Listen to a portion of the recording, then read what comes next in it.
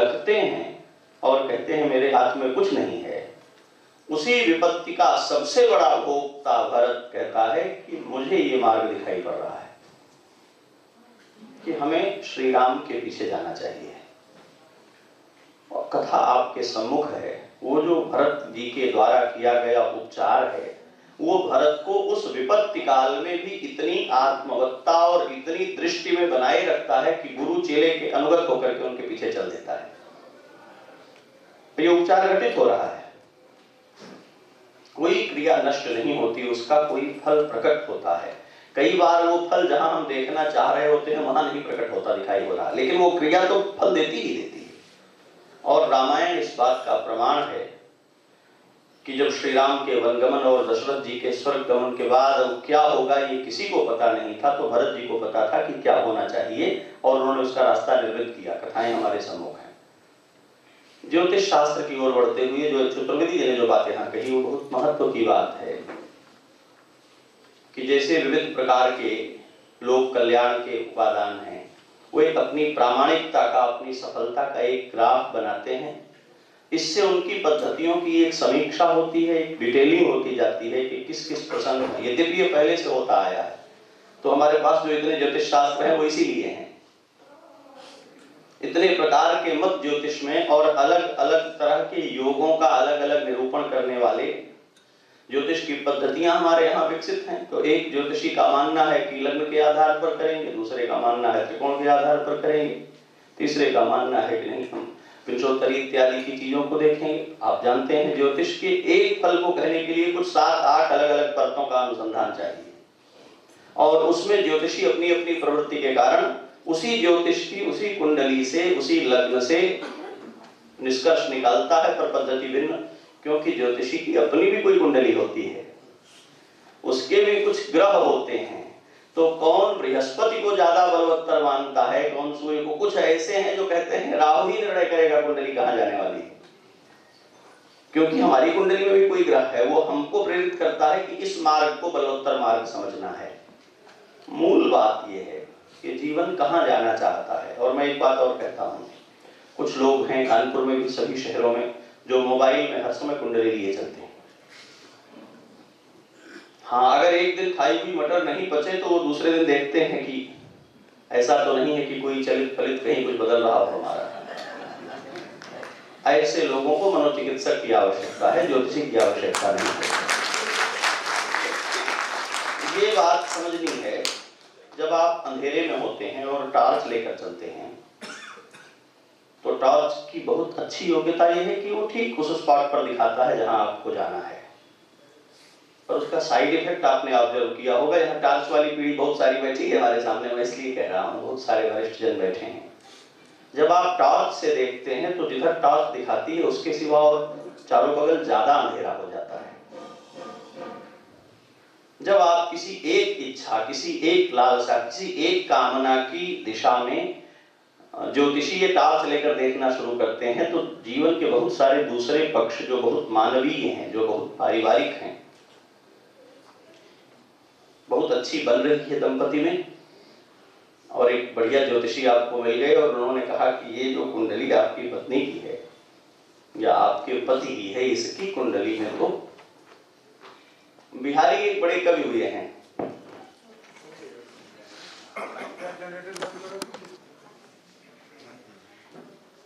ज्योतिष शास्त्र अपनी इतनी समीक्षाओं के लिए प्रस्तुत नहीं है लग रहा है।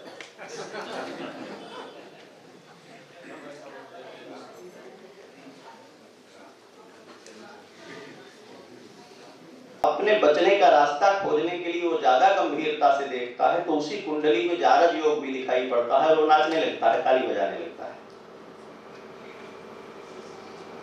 अभी बात हमारी आप तक पहुंची नहीं है। अच्छा, आप लोग संकोच में नहीं हंस रहे हैं। तो ज्योतिषी ने देखा कि ये संतान अपने पिता का घात करने वाली संतान हो गई है, तो दुखी हो गया। फिर उसने देखा कि ये संतान ही मेरी नहीं है, जारज योग है, इसका पिता तो कोई और है जिसके बारे में मुझे पता नहीं। तो बड़ा खुश हुआ, अच्छा है, ठीक है। ये जो ज्योतिष है, इसमें कहीं थोड़ी दूर तक देखकर कई बार संबंध बड़े प्रभावित और हमारे यहाँ ज्योतिषियों ने और हमारे जैसे भविष्य वक्ताओं ने कुछ एक और बातें शुरू कर दी हैं। वो जीवन में कॉमनली चलने वाले कुछ फैक्टर्स हमेशा टच करते हैं। आप सबके साथ अच्छा करते हैं, आपको फल नहीं मिलता, पलट करके बस हर व्यक्ति रियलाइज कर लेता है इसको, कहता बिल्कुल आप ठीक कर रहे हैं। तो किसी को कहता है आपको इस वर्ग से खतरा है, तो सोचने लगता है कि अब तक तो मेरा सबसे ज्यादा भला इसी वर्ग ने किया है, इस पर संदेह कैसे करूं। वो कहता है आप सावधान रहिए, आज तक नहीं हुआ है, लेकिन यही चीज है जो आपको नुकसान पहुंचाएगी। ये जो धुंधले फलादेश हैं, मैं ये नहीं कहता कि ये गलत है, मैं ये भी नहीं कह रहा हूं कि ऐसा नहीं होता, पर इस एक संशयग्रस्त फलादेश से हम अब तक दिए जा रहे मानवीय आचरण के बारे में जो बदलाव करते हैं वो हमको विपथगामी बना देते हैं। सभी तरह के उपचार, सभी चिकित्साएं, सभी संभावनाएं होने पर भी भगवान श्री राम को सबने कहा ये विभीषण राक्षस है, इसका व्यवहार संदिग्ध है, पता नहीं क्या करे। श्री राम ने कहा ठीक है, जब करेगा तब देखेंगे। हम रावण से ताल ठोक कर लड़ने आए हैं, विभीषण से डरकर कहां जाएंगे। लेकिन आज जो शरणागत होने के लिए बाहें फैलाकर मेरे सामने आया है, कल ये मेरे साथ धोखा कर सकता है, इस आशंका में यदि इसकी आर्त पुकार में नहीं सुनूंगा तो रामत्व को कहां रहेगा। भविष्य की आशंकाओं से अपने वर्तमान का आचरण मलिन कर ले, ज्योतिष इसके लिए प्रेरित नहीं करता। जो विज्ञान का पक्ष है, पहले ये बात ध्यान देने की बात है, हम लोगों में एक भ्रम कहीं से आ गया है, औपनिवेशिक है। हम अपनी हर चीज को विज्ञान से लाइसेंस देना चाहते हैं, और मैं इसको आदरणीय चतुर्वेदी जी के सामने विशेष रूप से रेखांकित करना चाहता हूं। विज्ञान जो शब्द है ये वस्तुतः धर्म ने दिया है। दुनिया का मैं जानता नहीं, उनके पास विज्ञान शब्द है भी नहीं, वे तो साइंस कहते हैं, उसको ओरिजिनेट भी दूसरी तरह करते हैं, हमारी तरह नहीं करते। ये अलग बात है कि भाषांतर में हम साइंस को विज्ञान कहते हैं, वो लोग विज्ञान को साइंस कहते होंगे। तो साइंस को आप करते रहिएगा, उसकी लुगत में डिक्शनरी में क्या है, मैं विज्ञान के संबंध में कह रहा हूं। और मैं समझता हूं कि जिसे हम धर्म कहते हैं उसमें विज्ञान की भूमिका वो है जो हमारी अंगुलियों में, हमारे पंजे में नाखून की है। तो कितने हैं पंजों में नाखून? हाँ, बस इतने हैं पूरे आकार में। और उपयोगी कितने हैं? तो हमारी खुजली मिटाने में इसकी भूमिका है, कान से मल निकालने में इसकी भूमिका है, बहुत तरह की दूसरी चीजों में जिससे वह वो उसको नोच लेने की में भी इसकी भूमिका है। और ये गिर जाए तो बहुत भयानक और बुरी व्याधि कही जाती है। ये रहते ही हैं जीवन पर्यंत, और ये बढ़ते रहते हैं जैसे विज्ञान बढ़ता जा रहा है जीवन में। लेकिन इनको हमें उतना पहचानना है जितना हमारे पंजे में नाखून है। श्रीमद् भगवद गीता में जब चातुर्वर्ण के स्वभाव का निरूपण भगवान ने किया तो उन्होंने कहा कि ब्राह्मण के चरित्र में क्या क्या बातें हैं, तो उसमें एक बात कही, यहाँ ब्राह्मण में जाति मात्र से नहीं, उस कैरेक्टर से अभिहित कर रहा हूं जो भगवान दे रहे हैं। और तब वो तीन बातें कहते हैं, ज्ञानम, विज्ञानम, आस्तिक्यम। एक अवस्था है ज्ञान, उससे सुपीरियर एक अवस्था है विज्ञान, और उससे सुपीरियर एक अवस्था है आस्तिकता। और ये मैं जिम्मेदारी पूर्वक कह रहा हूं। बरतने और बरतते हुए पदार्थों को अंतिम मानकर पदार्थवादी हो जाने से ऊपर की जो अवस्था है चेतना की, वो कहती है इनका कोई अचिंत्य, इनका कोई अदृष्ट नियामक है जो सभी चीजों पर एक नियंत्रण रखता है। और वो हमारी तरह नहीं है कि हर जगह अपना लेबल लगा दे, चिपक लगा दे। बड़ी बड़ी कंपनियां अपने प्रोडक्ट्स पर बहुत बारकोड लगा देती हैं, नाम लिख देती हैं, पर वो जो परम सत्ता है वो अपना नाम लिखकर नहीं छोड़ती, क्योंकि वो जानती है कि दूसरा कोई क्लेम करने वाला है ही नहीं, इसलिए नाम क्यों लिखना। यह वस्तु मेरी है आपको तब कहना पड़ता है जब कोई दूसरा भी उपस्थित हो जो वो कह सकता हो कि मेरी है। जिसे हम परम सत्ता कहते हैं, उस परम सत्ता का कोई शेयर, कोई साझेदार, कोई चैलेंज करने वाला उसको नहीं है। इसलिए परमात्मा ने पूरे निर्माण और ब्रह्मांड के न कहीं ओंकार लिख करके छोड़ा, न कहीं सीताराम लिख करके छोड़ा। कोई सिग्नेचर वो चाहते तो पेड़ के हर पत्ते पर बना देते। चम्मच बनाने वाली कंपनी, सुई बनाने वाली, निडल बनाने वाली कंपनी भी अपना नाम कहीं उस पर लिखती है, उस पर मेहनत करती है। उस प्रकृति ने कहीं नाम लिख करके, कहीं अपनी छाप लगा करके नहीं छोड़ा है, क्योंकि यह अनंत ब्रह्मांड उसी का है। और इसमें ज्योतिष शास्त्र के माध्यम से जब हम विज्ञान का अनुसंधान करने की दिशा में जाते हैं, तब वो कहते हैं उस सत्ता को पहचान पाना। इन सबके ऊपर कोई एक नियामक सत्ता है जो हमारे जानने की सीमा में ही नहीं है। जानने, एक शब्द हमारे यहाँ बहुत व्यवहार होता है, मैं इसी शब्द से पूरा करता हूँ यह वक्तव्य। एक प्रमेय जगत है और एक अप्रमेय ईश्वर है। आप सबने सुना है, पढ़ा है, और जब भी ईश्वर की प्रार्थना में हम जाते हैं तो अप्रमेय शब्द का व्यवहार करते हैं। आपने कभी ऑब्जर्व किया, ध्यान दिया कि इसका क्या अर्थ है? ये जगत प्रमेय है। प्रमेय वो होता है जिसकी सत्ता स्वतः सिद्ध नहीं होती और प्रमाणों के द्वारा जिसको सिद्ध किया जाता है। पर कोई अप्रमेय सत्ता भी होती है जो स्वतः सिद्ध सत्ता है और जिसके होने के लिए किसी प्रमाण की आवश्यकता नहीं होती। और मैं आपको किसी वर्चुअल कॉन्सेप्ट में नहीं ले जा रहा हूं, इसलिए ये बात कह रहा हूं कि आप यदि कहते हैं कि मैं सुंदर हूं तो प्रमाण चाहिए, क्योंकि सुंदरता किसी दर्शक के द्वारा ही सिद्ध होने वाली है। यदि आप कहते हैं मैं विद्वान हूं तो ये भी प्रमाण खोजेगा। यदि आप कहते हैं मैं बलवान हूं तो भी कोई प्रमाण। आपको ये कहने के लिए कि मैं हूं, किसी के प्रमाण की आवश्यकता है क्या? अपने निरंजनमयपन को परिभाषित करने के लिए क्या आपको किसी को, ये दुनिया अचानक, आप कल्पना करें कि हम इस हॉल में बंद रह गए और सारे लोग चले गए, लाइट ऑफ हो गई, सब बंद हो गया, तो मैं यहां हूं यह बात जानने के लिए मुझे कोई गवाह चाहिए क्या? किसी भी काल में अपने मैपन के लिए आपको कभी किसी अन्य साक्ष्य की आवश्यकता नहीं है, क्योंकि आत्मा स्वतः सिद्ध सत्ता है और वो अप्रमेय है। ज्योतिष केवल प्रमेय जगत के लिए नहीं, बल्कि इस देखने से इस प्रमेय जगत के रहस्यों को पार कर किसी अप्रमेय सत्ता तक हमारी दृष्टि ले जाने के काम आती है। क्योंकि जो वेदवाद है, जो देववाद है हमारा, वो परोक्षवाद है। और हम जब प्रत्यक्ष में ही सारे ज्योतिष को घटित करते हैं, तब ज्योतिष वेदों का नेत्र नहीं रह जाता है, वो हमारा चश्मा बनने लगता है। ये बात ध्यान रखने की है, ज्योतिष हमारा चश्मा नहीं है, वो वेद पुरुष का नेत्र है। जब आप ज्योतिष से देखेंगे तो आपको वो दिखाई पड़ना चाहिए जो वेद दिखाते हैं, जो वेद देखना चाहते हैं। और वह सन्मनुष्यता है, और वह सदाचार है, और वह भगवान मनु के द्वारा प्रतिपादित धृति क्षमा दमोस्तेयम शौचमेन्द्रिय निग्रह धीर विद्या सत्यम क्रोधो दशकम धर्म लक्षणम। अभी आदरणीय चतुर्वेदी जी ने जो बात बताई हमें बीएचयू की, संस्कृत विद्या धर्म विज्ञान संकाय। यदि हम धार्मिक लोग नहीं समझते कि विज्ञान हमारी संपदा है, तो हम उसकी फैकल्टी क्यों बनाते? हमने तो पहले से ही, जब हमारे पास साइंस अलग से यही है फैकल्टी, तो हमने धर्म विज्ञान अलग से क्यों बनाया? क्योंकि हम मानते हैं कि धर्म की अवधारणा में भी एक विज्ञान है जो मनुष्य को भौतिक उपादानों से आगे अभौतिक उपादान की ओर ले जाता है। और उपनिषद कहते हैं कि उसके जानने से सब कुछ जाना हुआ हो जाता है। तो ज्ञान और विज्ञान, ये गीता में हमारे यहाँ ब्रह्म तत्व का अनुसंधान करने वालों का चरित्र है।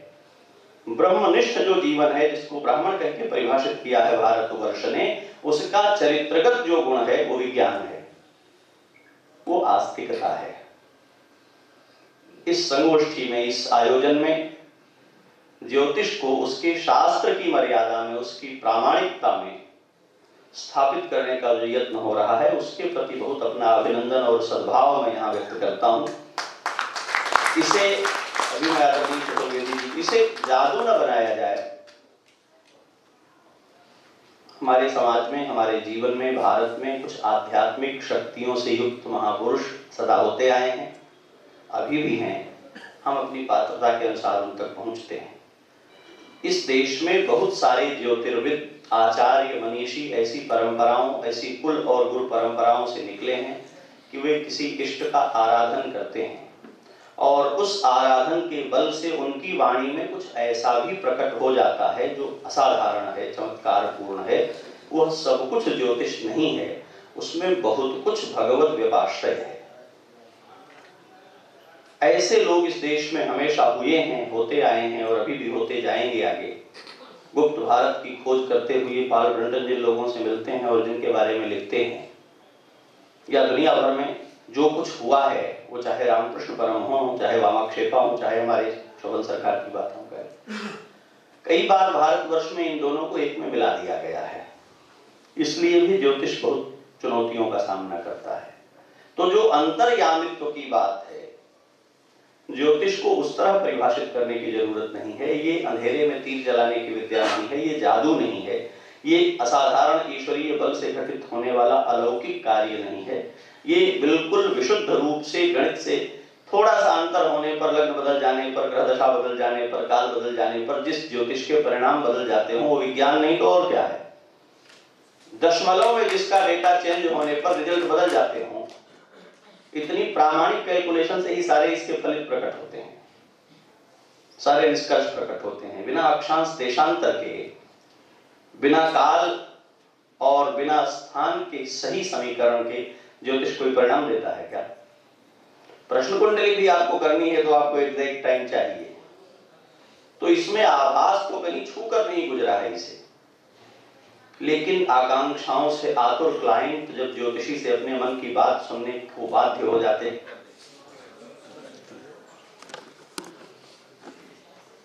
वो फिल्म भी अच्छी थी, हमने भी विद्यार्थी जीवन में देखी है। उसमें एक डॉक्टर हैं जो किसी ऐसे व्यक्ति को दवा देते जाते हैं जो असल में बीमार ही नहीं है। तो उनका दूसरा मित्र डॉक्टर कहता है कि तुम ये बदमाशी क्यों करते हो? तो कहा बदमाशी नहीं करता हूं मैं, एक ऐसा भी व्यक्ति मेरे सामने बैठा है जिसने पर्चा तो मुझसे बनवा लिया है, दवा भी मैं उसे निःशुल्क दे दूंगा, और उसके घर में खाने के लिए पथ्य आहार ही नहीं है। ठीक कैसे होगा? बहुत सारे लोगों की बीमारी यह है कि उनको खाने के लिए भोजन नहीं मिलता है, डॉक्टर क्या करेगा? तो ये व्यक्ति जिसको लगता है कि मैं हमेशा ऐसे ही बना रहूं, जवान चुस्त फुर्त, कभी बीमार नहीं हूं, कभी मरूं नहीं, और इसकी इस खपत मिटाने के लिए मैं इसको एंटरटेन करता हूं और इससे बढ़िया फीस लेता हूं, और इसकी फीस से उन लोगों को कुछ दवाएं और मदद दे पाता हूं जिन लोगों के पास साधन नहीं है। ये भी मेरा विज्ञान है, ये भी मेरी चिकित्सा है। तो कई बार ज्योतिषियों के सामने भी ये संकट होता है कि कोई बहुत प्रिय व्यक्ति उनके सामने आकर के उन्हें शास्त्र निष्ठा से व्यक्ति निष्ठा में खींच लाता है। ज्योतिषी भी मनुष्य हैं, समाज में प्रामाणिक और पूज्य व्यक्ति हैं। कोई आकर के लेट जाता है कि गुरुजी हम जाएंगे नहीं जब तक आप हमारा उपाय कर नहीं देंगे, और ज्योतिषी जानता है कि कोई उपाय नहीं है, इनका तो भोग है, भोग करके ही कटेगा। तो वो क्या करते हैं कि ठीक है, जो करने लायक व्यक्ति है उसको उसमें लगाए रखते हैं कि इसका समय बीतने का एक माध्यम बन जाता है, चित्त को एक आश्चर्य हो जाता है दवा से। कई बार डॉक्टर कुछ ऐसे चिन्ह प्रकट कर देते हैं कि मरीज को लगे कि हम ठीक हो रहे हैं, इलाज चल रहा है। मूल बात यह है, मनुष्य को उसके जीव भाव से उबार कर जीव होने की बहुत सारी पीड़ाओं के बाहर निकालकर ईश्वरीय अवधारणा तक ले जाने का जो वैदिक विज्ञान है, ज्योतिष उस दिशा में चलने के लिए नेत्र की भूमिका निभाते हैं। ये इसका नाम ही ज्योतिष शास्त्र है। ये अंधेरे की ओर ले चलने के लिए नहीं, प्रकाश की ओर ले चलने का शास्त्र है। आप सबका यत्न, इस संस्था का यह उपक्रम, इसकी प्रामाणिकता का यह प्रयत्न, शास्त्र के रूप में इसको परिभाषित करने का उद्यम, जिससे इसमें जो बेटिकट यात्री घुस गए हैं उनकी पहचान भी हो सके, आप सबका बहुत अभिनंदन, साधुवाद, जय सिया राम।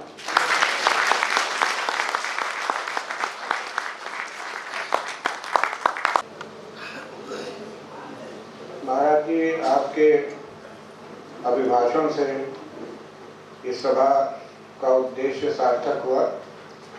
आपने जो दिशा निर्देश दिए और संकेत में जो बातें कही, वो निश्चित रूप से ये सब आत्मसात किए होंगे। आपकी वाणी में इतना बल है, भगवान की इतनी, आप तो स्वयं भगवान के भेजे हुए प्रतिनिधि हैं। आपने जो नेत्र की बात कही, शिक्षा, कल्प, नृत्य, व्याकरण, छंद और ज्योतिष, निश्चित रूप से ज्योतिष वेदों का नेत्र है, जो हमारे चर्म चक्षुओं से जो हमें दुनिया दिखाई पड़ती है, ज्योतिष हमें वो नेत्र देता है जिसमें पारलौकिक जगत हम देख सकते हैं। और क्यों न हो, आप सरयू मैया की इतनी कृपा है, उनका एक नाम नेत्रजा भी है, तो ये सरयू का से आप आए और गंगा के तट पर आकर आपने जो ये संदेश दिया, निश्चित रूप से ये ऐतिहासिक हो गया है और हम सब आपके लिए आपके बड़े आभारी हैं। इस कार्यक्रम में आप पधारे। अभी कुछ विद्यार्थियों को उपाधि मिलनी है। जैसा कि कुलपति महोदय ने कहा कि वो बीएचयू के कोलैबोरेशन से कुछ इस एस्ट्रोलॉजिकल साइंसेस पर कुछ आगे शोध अनुसंधान और क्या उपयोग हो सकता है, इस पर कुछ भविष्य में चर्चा और चिंतन करेंगे। निश्चित रूप से उनका भी बहुत बहुत इस बात के लिए धन्यवाद। ये निश्चित है कि आज तर्क संकट शास्त्र सम्मत हो, तर्क सम्मत हो, वेद सम्मत हो, नीति सम्मत हो, उससे ज्यादा व्यक्ति विज्ञान सम्मत पर भरोसा करता है। लेकिन विज्ञान भी यह नहीं कह सकता कि उसकी संस्थापनाएं अंतिम है। हर 10 वर्ष में विज्ञान अपनी संस्थापनाएं खुद बदलता है। बात यह है कि जो विज्ञान अभी खुद ही कसौटी पर है, वो दूसरे को फाइनल डिक्टिम नहीं, कसौटी नहीं बन सकता। आइंस्टाइन ने भी एक बार ऐसा कहा था कि विश्व में किसी अदृश्य सत्ता को स्वीकार किया था। ये जो कुल बात है वो ये है कि भगवान की कृपा और इष्ट बल, मेरा अपना अनुभव है, उसके बिना ज्योतिष नहीं होता, हो ही नहीं सकता। अब 2 2 4 की गणित से नहीं चल सकते। यहाँ 2 2 44 भी होता है और 22 भी होता है। देखो, विज्ञान की दृष्टि से ऑस्पेंस्की ने जो थीरियम तीसरा डायमेंशन लिखा, 300 साल पहले उसकी किताब बहुत प्रचारित हुई। बाद में वो एक रहस्यवादी संत हो गया और गुरुजीएफ के शरणों में चला गया। वो कहता था कि एक साधारण गणित है जिसमें 2 2 4 होते हैं, लेकिन इसके ऊपर एक हायर मैथमेटिक्स है, उसमें 2 2 4 नहीं होते हैं, कुछ भी होते हैं, कुछ भी हो सकते हैं। वो कहता था जैसे एक चित्रकार है, एक कलम की, एक कूची की कितनी कीमत, एक ब्रश की कितनी कीमत, एक कैनवास की कितनी कीमत, रंगों की कितनी कीमत, 10 20 25। लेकिन जब वो चित्र बना देता है तो क्या उस कीमत से उसको जोड़ा जा सकता है? वो ये तक कहता है कि अगर आपके हाथ को किसी ने स्पर्श किया, किसी ने छुआ, तो विज्ञान ये बता सकता है कि कितने प्रेशर से छुआ, कितनी ऊष्मा एक हाथ से दूसरे हाथ में ट्रांसफर हुई, लेकिन किस भाव से छुआ ये आप ही महसूस कर सकते हैं। ये जो बातें हैं, मैं समझता हूँ आप मेरा संकेत समझ गए होंगे। उसके बिना ये जो डिवाइन साइंसेस हैं, इसमें प्रवेश नहीं होता। मैं ज़्यादा समय नहीं छीनूंगा और उनसे कहूँगा कि विद्यार्थियों को बुलाएं और 30 मिनट में आप अपना ये वो शुरू करें, फिर नवनीत जी त्रिवाचा संकल्प बोलेंगे। कुलपति जी से ये वचन दिया था कि 1 बजे आपको फ्री कर देंगे, तो मैं केवल दोहरा रहा हूँ कि मैं अपना वचन निभाऊंगा।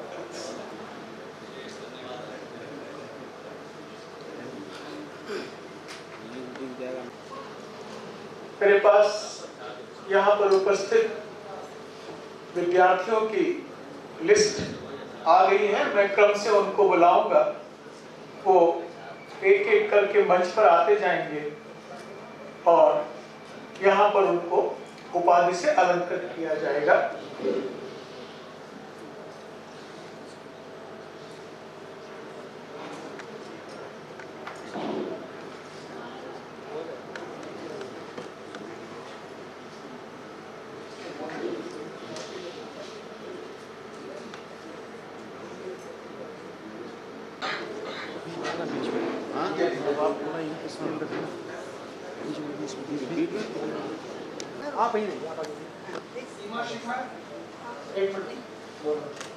वागीश अवस्थी जी, वर्गीस अवस्थी कृपया मंच पर आए।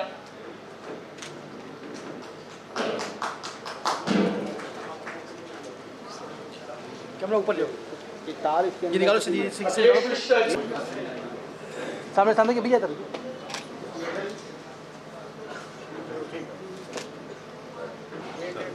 जी जी टाइम मत लो।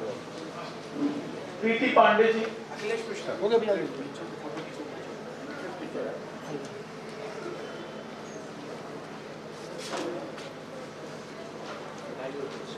ये सामने के रेखा मिश्रा जी सामने आई किसका हुई नहीं हैं।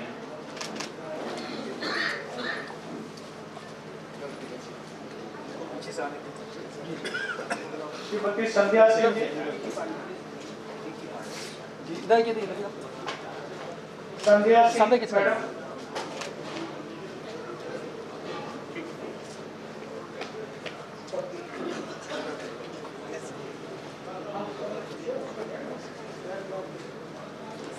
थोड़ा घूम जाएगी इधर जाकर तो इस तरह घूम जाइए थोड़ा थोड़ा घूम जाइए मतलब आप भी घूम हाँ ये फिजिक्स के हालात में बात सामने सामने सामने के इधर देखिए बहन जी इधर सामने देखिए अखिलेश कुमार तिवारी जी, घूमिए अखिलेश इस कुमार तरफ। तिवारी जी, आपका डायरेक्शन गलत है, बाकी लोग सही आप नीचे कीजिए, नीचे जाओ। चंद्र जी, श्री महेश चंद्र,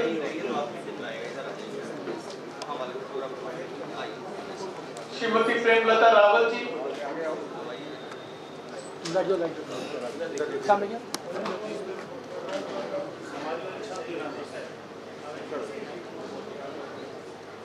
ऋतु शर्मा जी,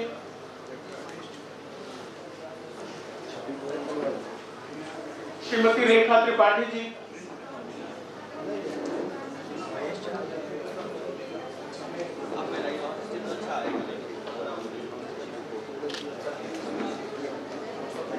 सामने सामने सामने सामने क्या नहीं वहीं नहीं पकड़ा श्री सागर श्रीवास्तव जी, सागर श्रीवास्तव,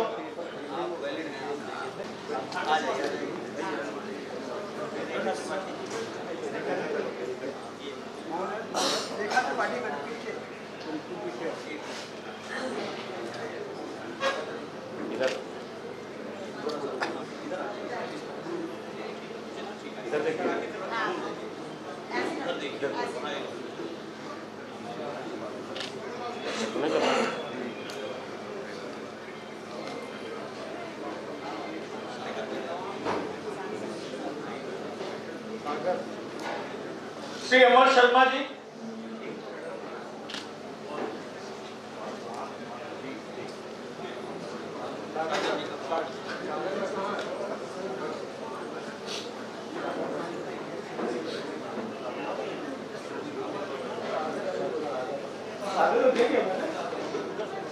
ये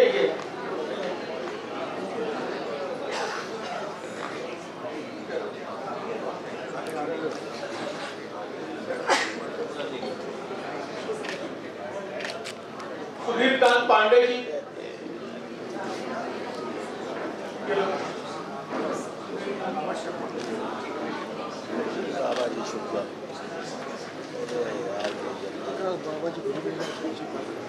रेखा मिश्रा जी,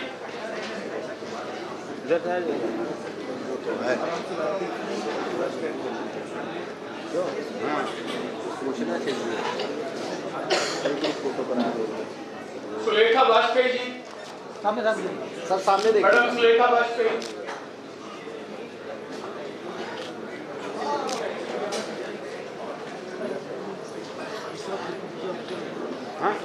हाँ वो गाड़ी जो है अमित कुमार वाजपेयी जी,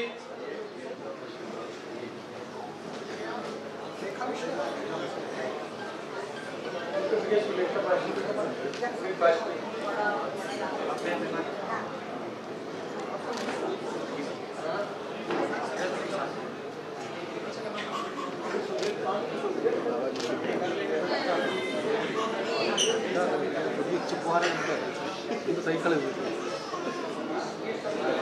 हमारा काम खत्म हो जाएगा भाई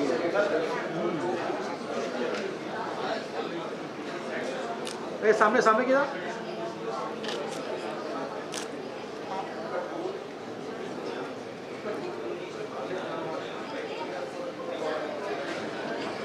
अनुराग श्रीवास्तव जी, अनुराग श्रीवास्तव। सामने के भैया।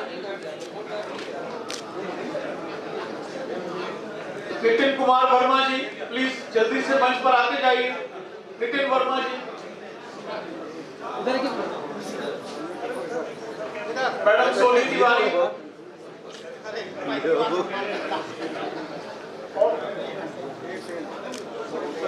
सामने सामने के भैया।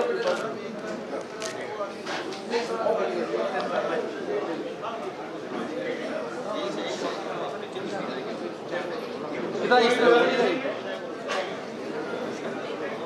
मैडम धर्मेंद्र कौर जी, सामने सामने के धर्मेंद्र कौर खनूजा जी, सामने। धर्मेंद्र कौर जी,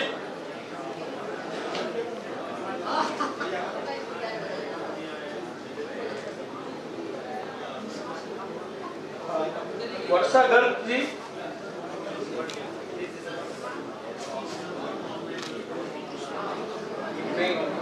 विकास औदित्य जी, इधर सामने विकास औदित्य, इधर के सामने श्री आशीष शुक्ला जी, आशीष शुक्ला,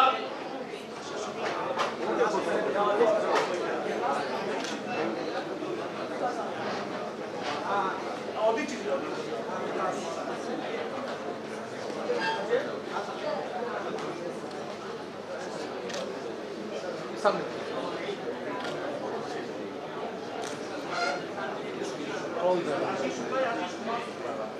एल्बम नंबर देखिए क्या है।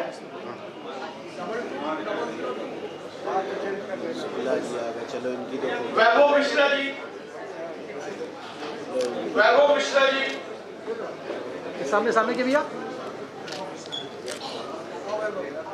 अमित कुमार गुप्ता जी, अमित कुमार गुप्ता,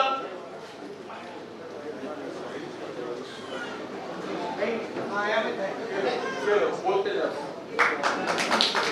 सामने सामने के भैया, सामने के भैया भैया सामने।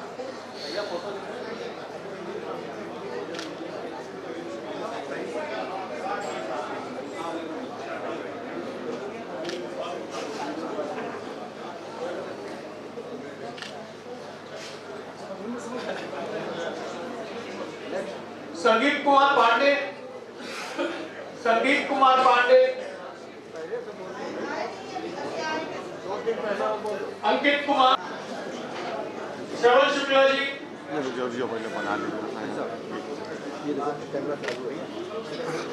रानू त्रिपाठी मैडम, सामने सामने के भैया।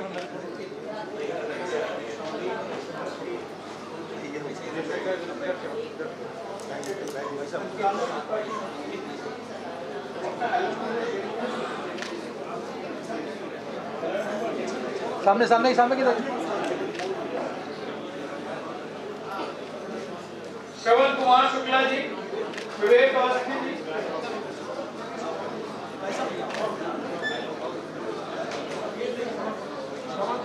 श्री धीरज अवस्थी, श्रवण कुमार शुक्ला,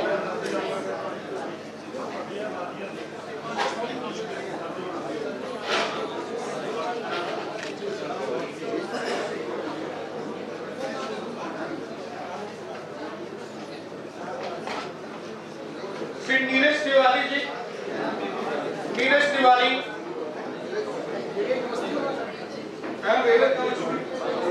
वो नहीं है, आप नहीं।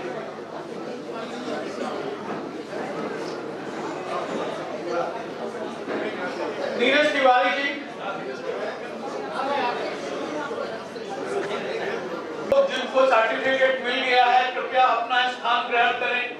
इसके बाद आपका त्रिवाचा संकल्प उद्बोधन होगा और कृपया विद्यार्थियों का उत्साहवर्धन करें, उनको तालियां बजा करके उनका उत्साहवर्धन करना होगा।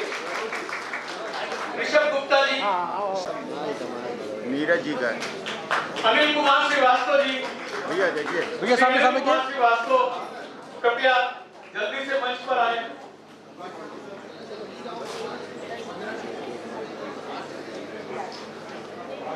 Anil Kumar Shrivastava ji, Himanshu Mishra ji, Himanshu Mishra, madam Kamini Shrivastava, madam Pranoti Gupta Mishra, photo view कराएंगे ना। Madam प्रणोति,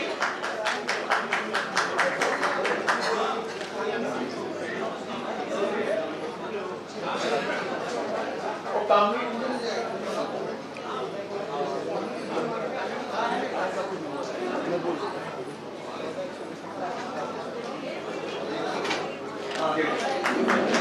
Shri Saurabh Tiwari, Saurabh Tiwari ji, madam Ira Kulshreshtha, madam Ira Kulshreshtha, ये लो सामने श्री केदारनाथ विनोद कुमार गुप्ता,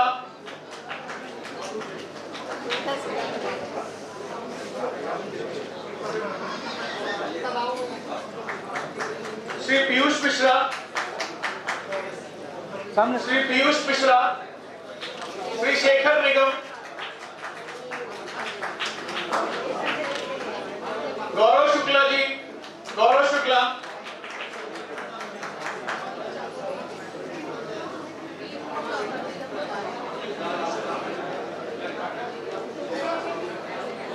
श्री धर्मेंद्र सिंह सेगर, धर्मेंद्र सिंह सेगर, श्री राहुल तिवारी, श्री राहुल तिवारी जी, ज्योतिष प्रवीण 2018, राहुल तिवारी जी, श्री संत कुमार दीक्षित, श्री सनत कुमार दीक्षित जी, मैडम प्रियंका दुबे,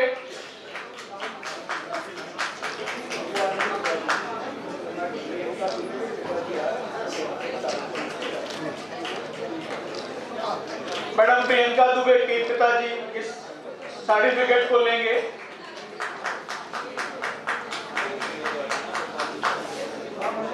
श्री सिद्धार्थ जी, ज्योतिष प्रवीण 2019, सिद्धार्थ जी, श्री उपेंद्र धर द्विवेदी जी, आशीष कुमार शुक्ला जी, आशीष कुमार शुक्ला, प्रवीण 2019, आशीष कुमार शुक्ला, मैडम नूतन द्विवेदी, नूतन द्विवेदी जी, श्री परीक्षित वाजपेयी जी, परीक्षित वाजपेयी जी, श्री विपुल चड्ढा जी, विपुल विपुल श्री आकर्षण अग्निहोत्री, श्री आकर्षण अग्निहोत्री, मैडम गुरदीप सलूजा, मैडम गुरदीप सलूजा कृपया मंच पर आए। मैडम गुरदीप,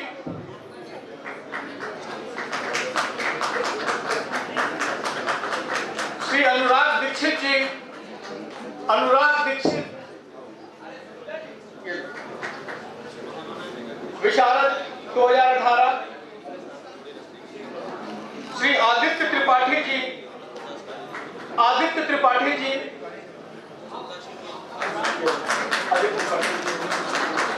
सामने देखिए इधर सामने। श्री कैलाश शर्मा जी, कैलाश शर्मा जी,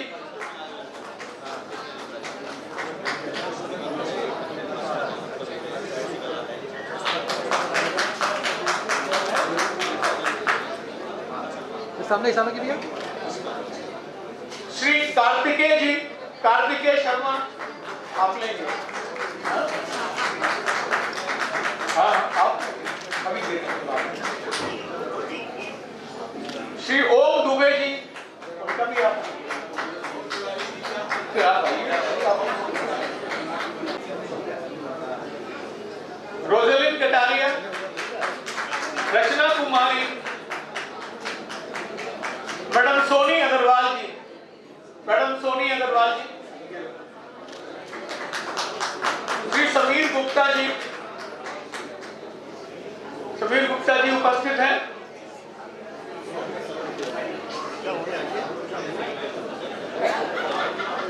मैंने अभी उनको देखा है प्रांगण में। श्री आशीष पांडे जी, इधर के सामने श्री हेमंत कुमार चगलानी जी, श्री राहुल दुबे जी,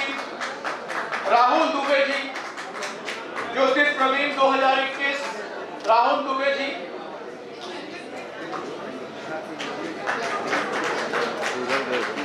डॉक्टर सुनील शिव मंगल पांडे जी, डॉक्टर उमेश चंद शर्मा जी,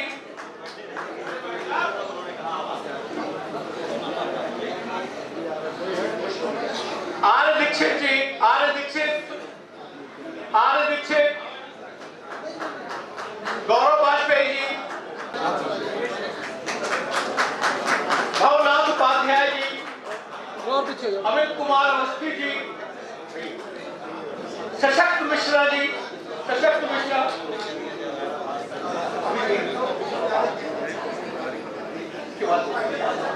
अपना नाम गौरव वाजपेयी, आर दीक्षित,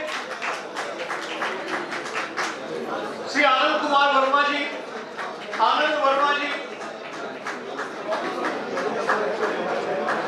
अब आइए ज्योतिष प्रवीण 2024 बैच। सशक्त तुम्हारा नाम है ना?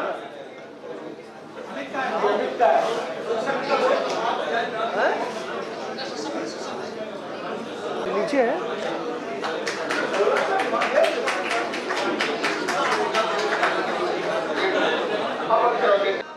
श्री यमुना प्रसाद पांडे, कृपया सीधा से आइए। विवेक अवस्थी जी, अब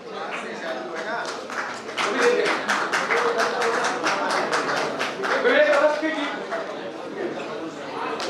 सुमित कुमार दुबे जी होंगे।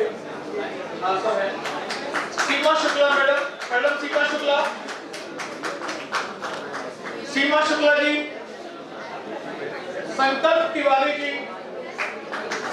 तिवारी, राहुल सिंह यहाँ पर उपस्थित है। राहुल सिंह जी, मैडम प्रतिमा द्विवेदी जी, मैडम पूजा पाल,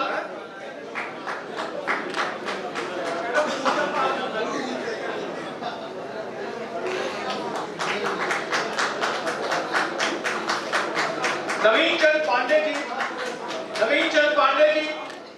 श्री नवीन चंद पांडे,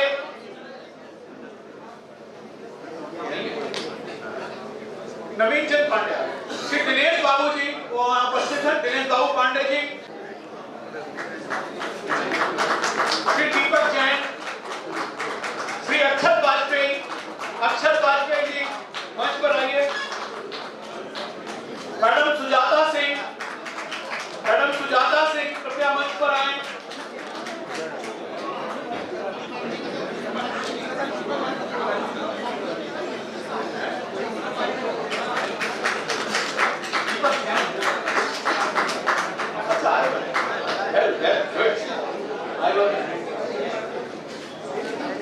सामने की भी अगर बातें तो आप सभी बताते हैं। मैडम शक्ति मिश्रा,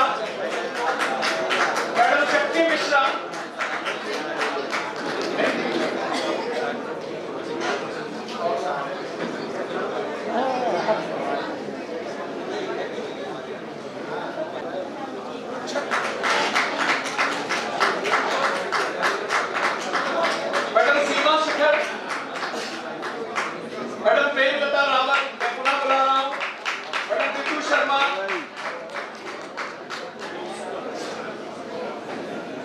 ठीक है खींचो।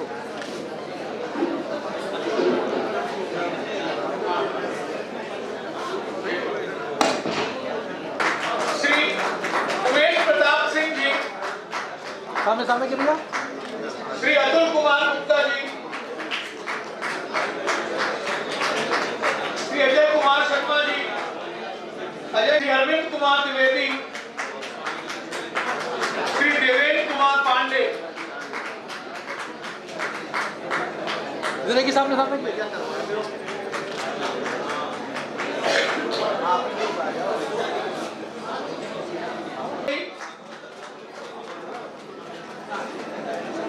पांडे जी हैं यहाँ पर? हाँ।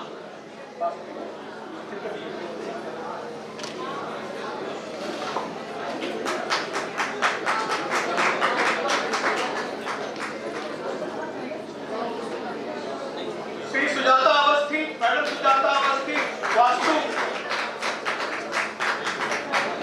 श्री उमेश प्रताप सिंह जी वास्तु। उमेश प्रताप सिंह जी पुनः मंच पर आए।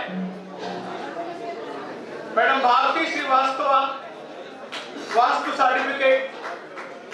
Madam Rita Dwivedi, madam Rita Dwivedi.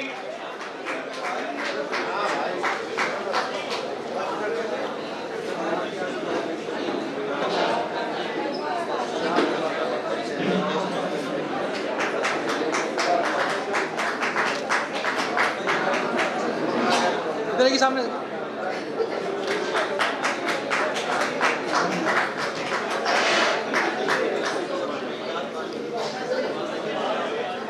और यहाँ पर कोई विद्यार्थी उपस्थित हो जिसका नाम न पुकारा गया हो?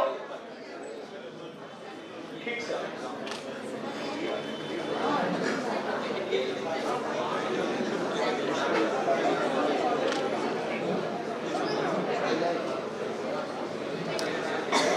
अपना स्थान ग्रहण करें कि वाचा संकल्प आपको जो विद्यार्थी हैं उनको ये वाचा संकल्प का पाठन करना है।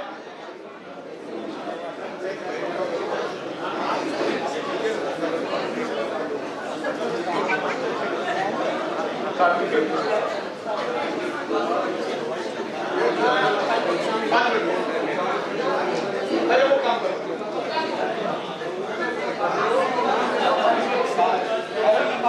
पूजा पाल यदि उपस्थित हो तो मंच पर आए। संकल्प तिवारी, आनंद कुमार वर्मा जी, आर दीक्षित जी, भवनाथ उपाध्याय।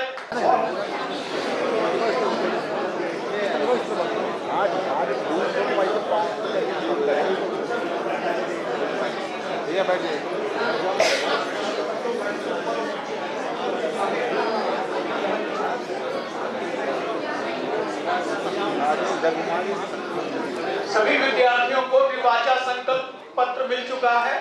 कृपया आप लोग आगे की लाइन पर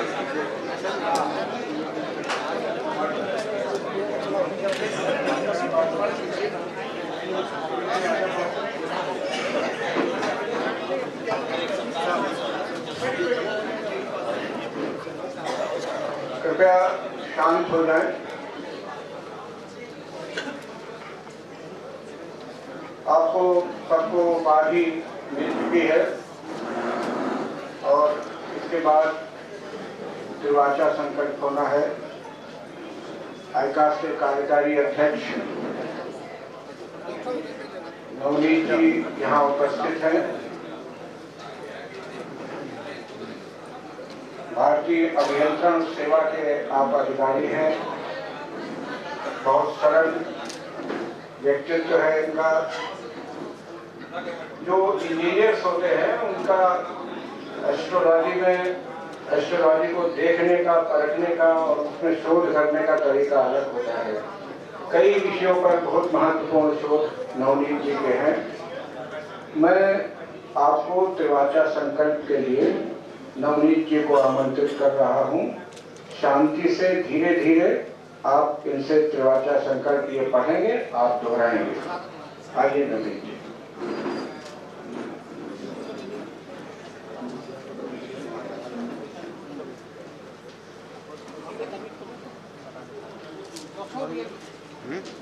अरे मैं पढ़ूंगा और आप उसके बाद इसको दोहराएंगे। ये है त्रिवाचा संकल्प। मैं अपना अपना नाम बोल लीजिए। आत्मज अथवा आत्मजा अपने माता पिता का नाम बोल लीजिए। परम आराध्य भगवान भास्कर को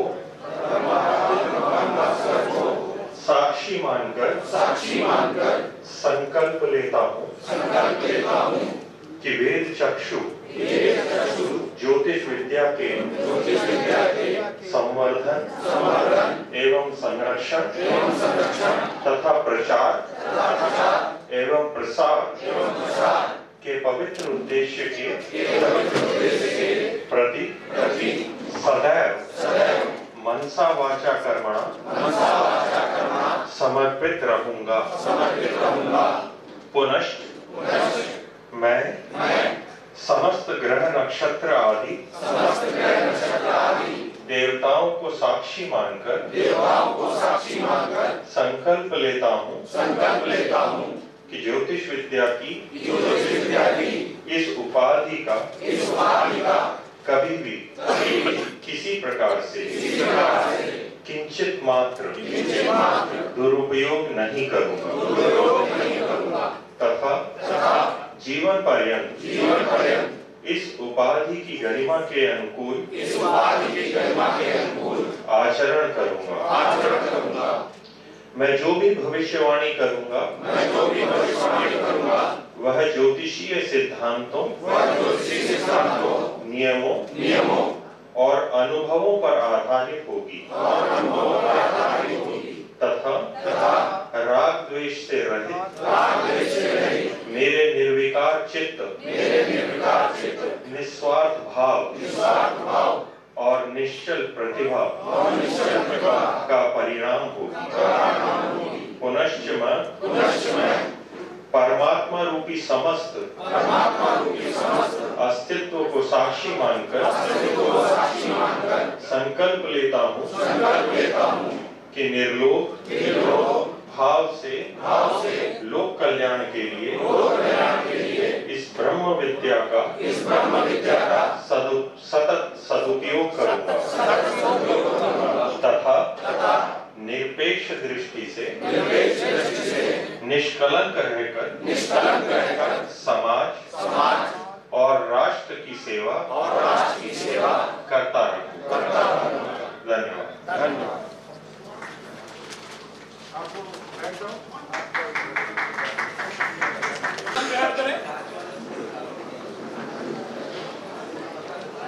आदरणीय वर्किंग प्रेसिडेंट जी आपको संबोधित करेंगे, कृपया अपना स्थान ग्रहण करें।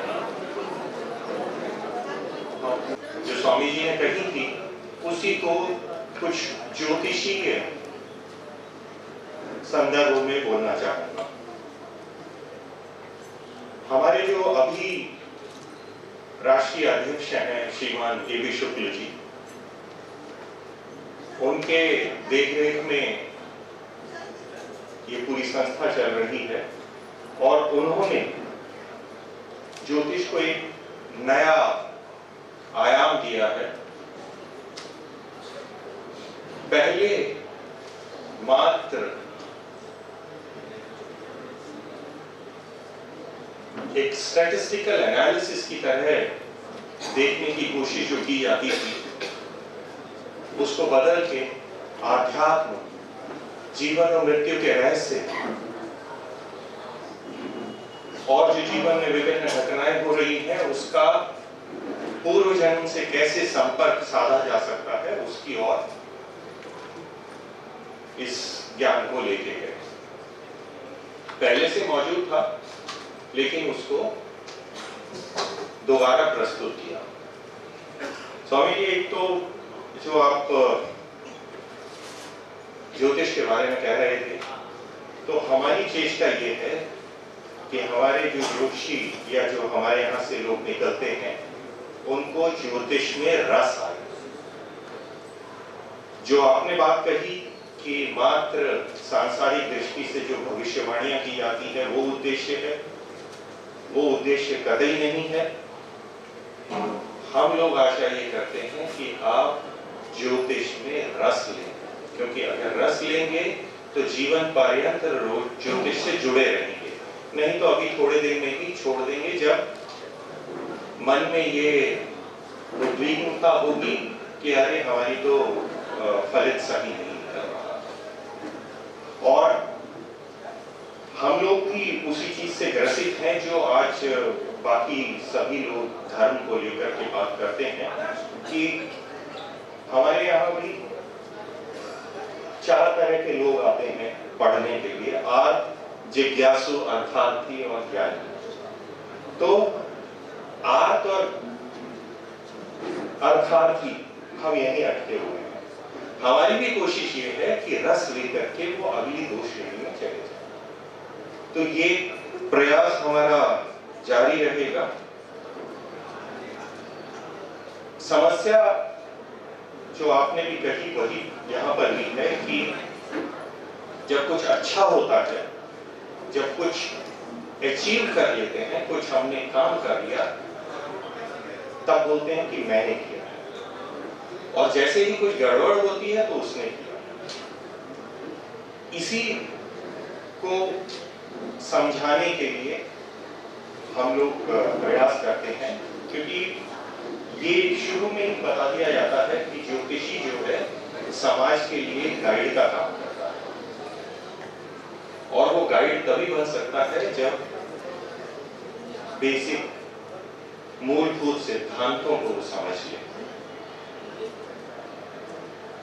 आपने मोक्ष की बात की कि उसको भी पहले साबुन, मल और फिर पानी, उसको भी छोड़ना है, तब वो स्थिति आती है। वही बात हम भी, आपकी महानता है कि आपको ज्योतिष का पूर्ण ज्ञान होते हुए भी आपने ये कहा कि मुझे ज्योतिष नहीं आता है, लेकिन मैं सिर्फ उसमें थोड़ा सा स्वाद डालने की कोशिश कर रहा हूं। तो मोक्ष की जब हम बात करते हैं तो मोक्ष का मतलब ये है कि मोक्ष की इच्छा को भी छोड़ देना। यही बात आपने कही थी। और अगर आप कुंडली देखें तो कुंडली में भी हम मोक्ष त्रिकोण पे क्या बात करते हैं कि तर्कपूर्ण बुद्धि का विलय हो गया। 12वें भाव में बुध नीच का हो गया, 8वें भाव में चंद्रमा नीच का हो गया, मन का भी विलय हो गया। तर्कपूर्ण बुद्धि समाप्त हो गई, मन का विलय हो गया, और कर्म मंगल 4थे भाव में जाके नीच का हो गया। उसका क्या मतलब है? कर्तापन समाप्त हो गया। यही बात स्वामी जी ने कही, यही बात ज्योतिष के थ्रू हम यहाँ कर रहे हैं। कल भी ये बात हो रही थी कि जो ज्योतिष वेदांग है और हम उसकी बार बार चर्चा करते हैं, और वेदांग और आध्यात्म का ये जो बहुत गहरा रिश्ता है, उस रिश्ते को इस समाज को बताने के लिए ज्योतिषियों की आवश्यकता है। उदाहरण के लिए बहुत सारी चीजें हैं, सब लोग शाब्दिक अर्थों को लेकर के ही चलते रहते हैं। रथस्थम मानवम दृष्टा पुनर्जन्म न विद्यते, सिर्फ एक बात कह दी और उसके चक्कर में सबके सब पूरी भागते हैं रथ पे वामन के दर्शन करने के लिए कि उसके बाद पुनर्जन्म न विद्यते। हम क्या बात करते हैं? हम बात करते हैं रथस्थम। रथ क्या है?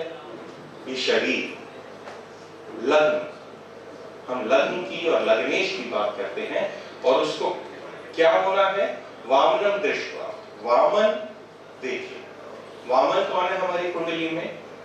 नवम भाव या नवमेश या बृहस्पति। इसका मतलब ये हुआ कि लग्न, लग्नेश, नवम, नवमेश या बृहस्पति का कुछ संपर्क बनता है तो कुछ उस दिशा में यात्रा आगे बढ़ सकती है। लेकिन ये बात सबको नहीं मालूम है। सब सिर्फ इतनी सी बात शाब्दिक अर्थ को लेके चलते हैं कि वहां जाके दर्शन करने हैं और उसके बाद पुनर्जन्म नहीं होगा। तो ये जो बात है कि वेदांग की महत्ता को समझाना और एक एक श्लोक, एक एक मंत्र का जब तक ज्योतिषीय अर्थ नहीं निकाला जाएगा तब तक उसका अर्थ पूर्ण नहीं होगा। इसमें कोई दो राय नहीं है। तभी इसको वेदांग बोला है, क्योंकि बिना ज्योतिष लगाए उसका अर्थ पूर्ण नहीं होगा।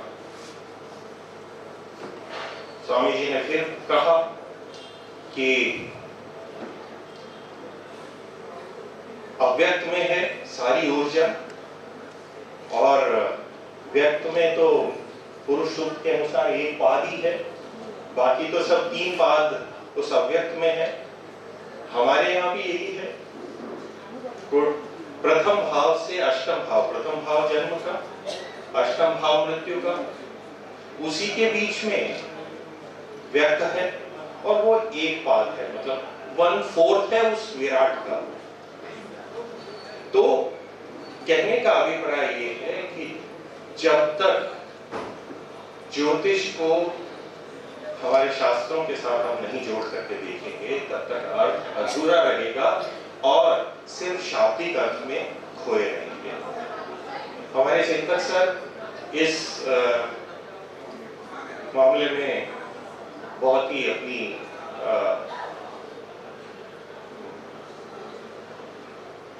जो नॉलेज है उसको दे सकते हैं और दे रहे हैं।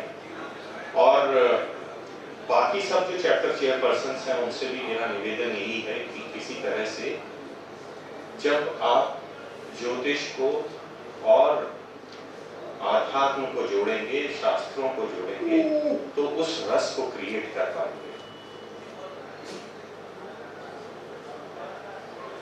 बहुत सारे इशारे मिल रहे हैं, किसी ने बहुत जोर से उबासी भी ले ली है, तो मैं सर यही रोकता हूँ क्योंकि शायद इच्छा नहीं है। तो मेरा बधाई मेरी तरफ से कानपुर चैप्टर को ये कन्वोकेशन करने के लिए, और विशेष बधाई है उन स्टूडेंट्स को जो 2015 वाला सर्टिफिकेट लेने आए। अभी एक सर्टिफिकेट किसी ने लिया दिसंबर 2015 का, मैं भी सुन के हैरान रह गया, ये कहीं गलती से कुछ गलत तो नहीं बोल दिए। तो 10 साल पुराना सर्टिफिकेट देने के लिए आए, इसका मतलब 10 साल से चैप्टर से जुड़े हुए हैं, लेकिन कहीं और ट्रांसफर हो गया होगा या कुछ होगा, उस कारण से मिल नहीं पाया। तो बहुत बहुत धन्यवाद, और बहुत बहुत धन्यवाद कानपुर चैप्टर का। Thank you.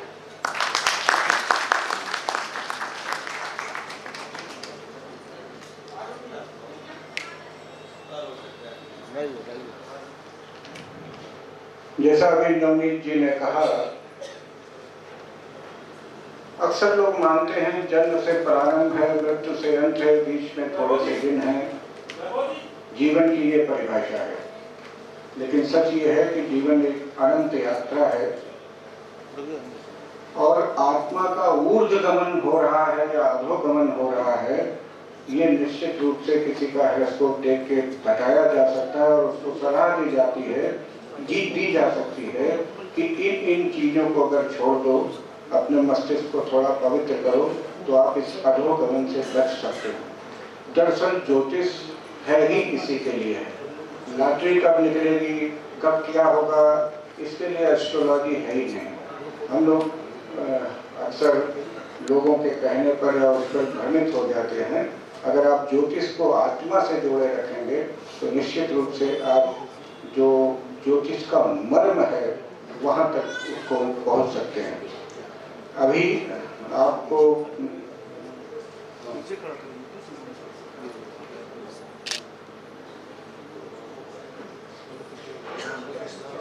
अच्छा, कुछ पत्रकार बंधु ऐसा कह रहे हैं कि उनके पास कोई ऐसा फोटो नहीं है, तो अगर आप लोग पीछे आना चाहें तो 1 मिनट में